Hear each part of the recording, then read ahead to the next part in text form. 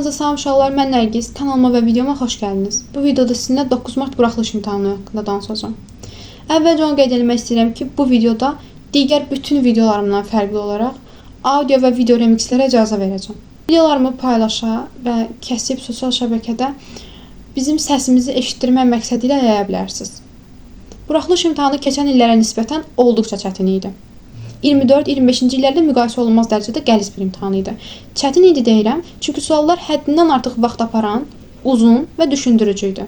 O imtahanı yazmaq olmazdı demirəm. Yazmaq olardı. Amma o imtahanı 180 dəqiqə içində yazmaq, bax bu çətin idi.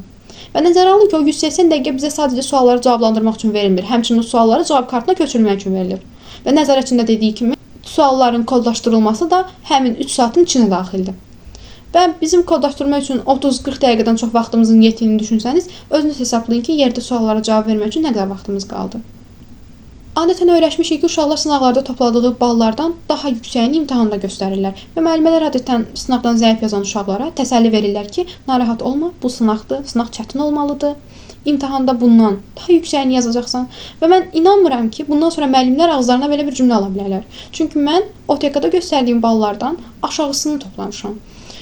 İmtahana ciddi bir şəkildə hazırlaşmışdım və bütün OTK ballarımı bura yerləşdirəcəm. İmtahanda topladığım balsa bunlardan daha aşağıdır. Bəs niyə son 2 OTK bizə bunu göstərmədi? Dimin əməkdaşı olan OTK-nın keçirdiyi son 2 sınaq imtahanı olduqca sadə və rahat imtahanı idi. Və uşaqlar da düşündülər ki, buraxılış imtahanı da bu səviyyədə keçəcək. Çünki normal olan budur. Sınaqlar uşaqları imtahana hazırlayır. İmtahana çox ciddi şəkildə hazırlaşmışdım və 19-cu ildən 25-ci ilə qədər olan bütün qəbulları, bütün məzun qəbullarını, OTK-ları və abituriyent jurnallarının əksər hissəsini işləmiş veriyəm. Mən ən aşağı göstəricini məhz öz imtahanımda yazdım. Bütün fənləri ayrı-ayrı müzakirə edəcəm. Amma onu deyim ki, yazıla biləcək ən normal fən orada ingilis dili idi. Bir çox uşaq listeningdən şikayətlənir və eşitdiyimə görə listeningdə böyük problemlər yaşanıb, listening eşidilməyib. Mən normal bir bal toplamışam, amma gözlədiyim nəticə bu deyildi. Bundan daha yüksək gözləyirdim. Riyaziyyat fənninin sualları ilk 19 sual olduqca sadədir. Orta səviyyəli sual demək olar ki, yoxdur. Suallar ya çox asandır, ya da ki, çox çətindir. Və mən ətraflı yazı suallarından başladığıma görə riyaziyyat fənninin açılında şoka düşdüm. Mənim bildiyim qədərilə buraxılış imtahanı bütün respublika uşaqları üçün nəzərdə tutulur. Qubanın, Gədəbəyin, Zaqatalanın ucqar kəndlərində təhsil alan, Bakının orta məktəblərində, gimnaziyalarında, liseylərində təhsil alan, kolleclərə hazırlaşan, xaricə getməyə çalışan, peşə məktəblərinə, ali məktəblərə hazırlaşan bütün uşaqlar 210-da cəmlənirik və buraxılış imtahanı veririk. Və sizcə bu buraxılış imtahanı bütün uşaqların səviyyəsinə uyğun idi? Suallar həddindən artıq qəliz ya da həddindən artıq asan idi və verilən vaxt suallarla uyğunlaşmırdı. Zaten nəticələr elan olunanda keçən ilə müqayisədə imtahanın nə qədər çətin olduğunu özümüz şahid olacaq. Səhv etmirəmsə keçən il 40-dan çox 300 bal toplayan var idi. Sizcə bu il 300 bal toplayanların sayı bir əlin barmağında keçəcək yoxsa yox? Azərbaycan dilində mətnləri oxumaq üçün həddindən artıq çox vaxt gedirdi. Biz sadəcə sualları cavablandırmırıq. O sualları cavablandırmaq üçün 2 mətn oxumalıyıq. Və hazırlanan qrammatika sualları blok səviyyəsində idi. Bunu mən demirəm, bunu bir müəllim demir, bunu bir neçə repetitor deyir. Və bu il buraxılış imtahanı çox çətin idi. Bunu təkcə mən desəm, ya da bir neçə nəfər desə qəbul etmək olar. Amma bunu minlərlə uşaq, yüzlərlə müəllim və onlarla ekspert deyir. Gəlin biraz da riyaziyyatdan danışaq. Riyaziyyatın ilk 14-15 sualı həqiqətən çox sadə suallar idi və 30 balı toplamaq mümkün idi.